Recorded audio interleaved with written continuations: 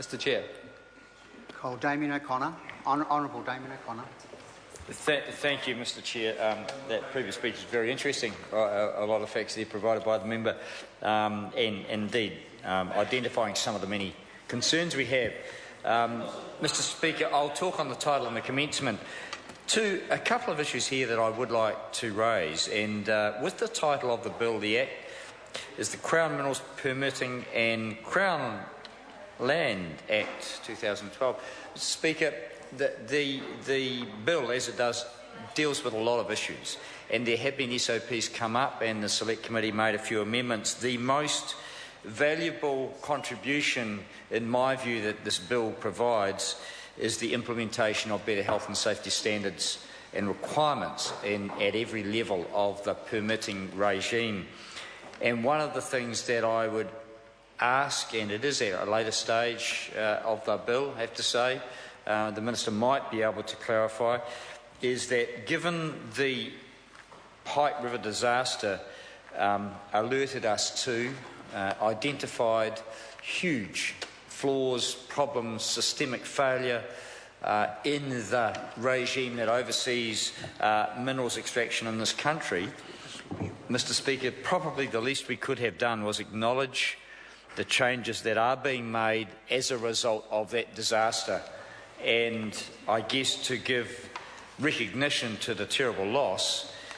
It might have been a fair thing to consider is the changing of the title of this bill that will become an act, to recognise that some of the key provisions and the greatest advancements made by this bill will be in the area of health and safety. It still won't guarantee the implementation of the standards, because unless the government and the Minister read the report provided yesterday to the Department of Labour, unless they read that carefully and accept and admit total systems failure right from the top to the bottom, and revamp it and resource it, then the changes made in this bill, Mr Speaker, won't mean as much as we think they might, as much as they should. So the title which we are debating at the moment, at the latter stage of this bill, could perhaps have been changed to better reflect and recognise the reason that we're making some of these changes here, and that it is because of health and safety, it is because of miners' protection, protection of their lives, protection of their health and safety, their working conditions. So I guess, asking of the committee of the Minister, perhaps they could have thought better about this and maybe include it, and rather than just plough on with the same title as was delivered to the Select Committee, changes should have been made to reflect the significant incorporation of the SOP 152 that was a direct result of the Royal Commission's report to the government. And I acknowledge the government taking that report, reading it and making the changes necessary. Mr Chairman, another significant change to the title could have been made on the basis that this is putting huge pressure on the Department of Conservation, and while it's permitting, it should be also protecting Crown land, because that is what New Zealanders expect, and what any landowner wants. That is the right to have a say over what goes on their land, what occurs on their land, the rights that they have. And as I've raised before in the House, Mr Speaker, while there be some who think this is a wonderful step forward for the mining industry, the compromising of landowners' rights, that is the compromising of the rights of the Minister of Conservation to oversee the land for conservation purposes, that sets a precedent that should worry any other landowner as well.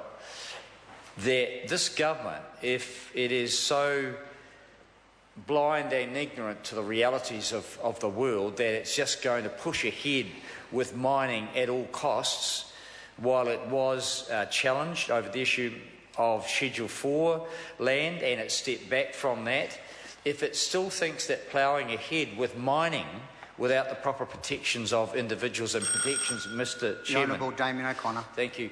And without the proper protections of natural values and environmental values, if it thinks it can plough ahead in an unbalanced way, then it's dreaming. And it will undermine the progress that the mining industry has made over the last 100 years in a better awareness of environmental protection. And I applaud the industry for the progress it's made. But a government that drives inappropriate change will drive appropriate reaction. And that may very well make it harder for the mining industry to progress some of the projects that it has. So it is a warning that if in trampling over the rights of landowners here, as was the case prior to 1992, that is, that people who had the Crown that owned the rights to the minerals under the ground was able to override the rights of the people who owned the ground. We find that rather abhorrent now, but it was the situation until the early 90s. The government has reintroduced some of the principles of that here on the conservation estate, where the landowner, the minister, does not have the right to have the final say, and in fact that is a compromise situation. Some may see that as comfortable, Mr. Speaker. It's just a warning for other landowners. So the title could have been changed to better reflect some of the significant things that are happening in this bill, Mr. Speaker. The other issue I'll raise around the commencement, it will be 2 years after the date on which the Act receives the royal assent, Mr. Speaker. I guess people who are families and people connected with the Pike River tragedy would say, why the delay? And indeed it is upon us to implement as quickly as possible the changes to ensure proper health and safety. And the government will say, oh, we've done that. But actually, if you have a look at what has happened with Department of Labour resourcing, it's pretty pathetic. They've got a few more people on the ground, they've got a bit more resource, but whether it's sufficient is a question that I leave open, because the damning report into the Department of Labour systems would say that a total revamp is needed, not just a few people added into the system. So the delay that this bill, or the commencement date, allows could do two things. It might allow the Minister, the government, to go away and properly resource to ensure that the provisions in this bill will be upheld and policed, but it might just mean that the government carries on with an inadequate regime of health and safety and oversight in the mining industry. I hope the latter is not the case.